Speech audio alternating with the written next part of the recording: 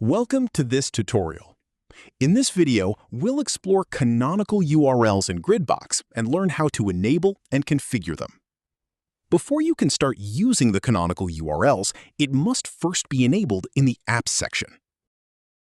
From the Gridbox dashboard, navigate to Apps and find the canonical URLs in the list. Then publish the app to activate it on your website. Please note that the Canonical URLs is a premium app and can only be published with an active Gridbox license. Canonical URLs can be configured directly from the Gridbox editor. To enable canonical URLs in Gridbox, open Site Settings, navigate to the SEO tab, and enable the Canonical URLs option.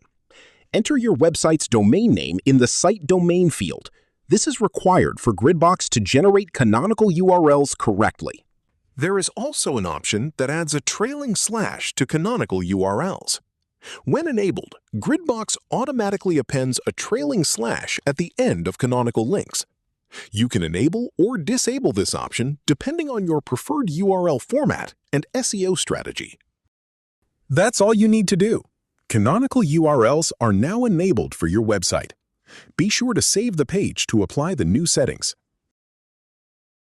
Thank you for watching, and we'll see you in the next tutorial.